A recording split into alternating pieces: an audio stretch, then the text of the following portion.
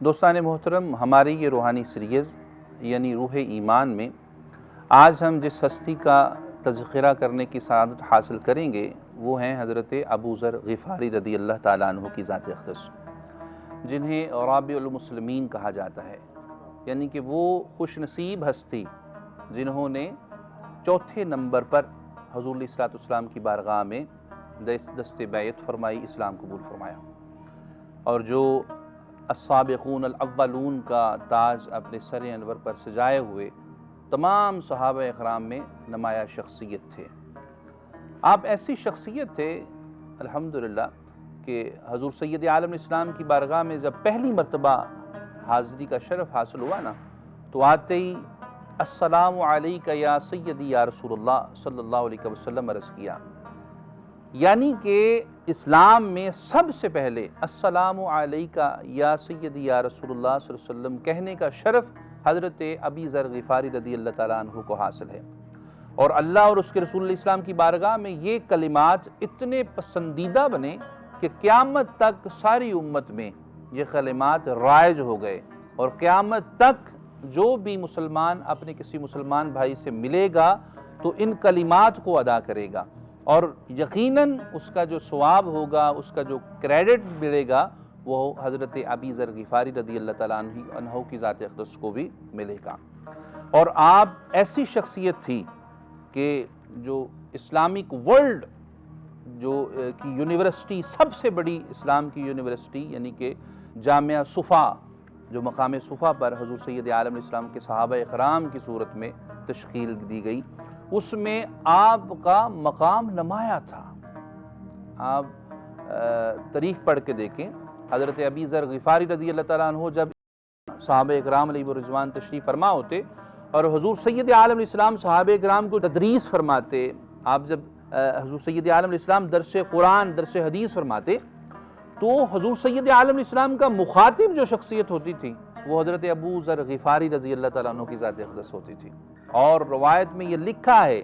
کہ جس دن کسی وجہ سے حضرت ابی ذر غفاری رضی اللہ تعالیٰ عنہ کی ذات اقدس مقام صفا پر نہ آتے تو حضور سید عالم علیہ السلام آتے ہی سوال فرماتے، آئین ابی ذر،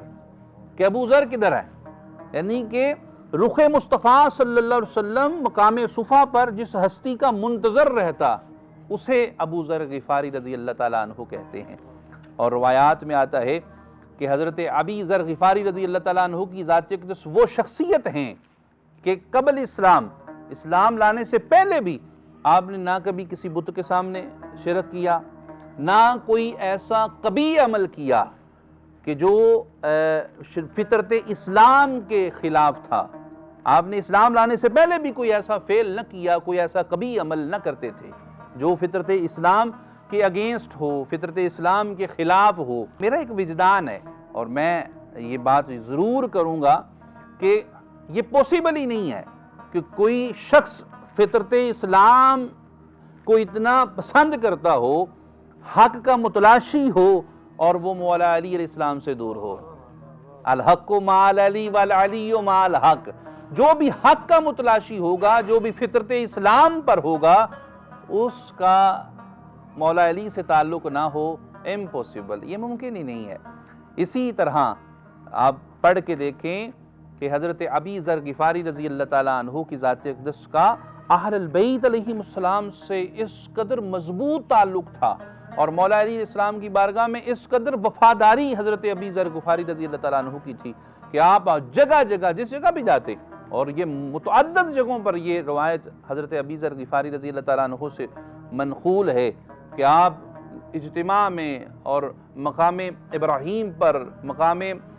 رکن یمانی پر کھڑے ہو کے آپ یہ اعلان فرمایا کرتے تھے، لوگو سنو، جو مجھے جانتا ہے وہ جانتا ہے، جو نہیں جانتا وہ جان لے، انا ابی ذر، میں ابو ذر ہوں، میں نے مصطفیٰ سے سنا ہے،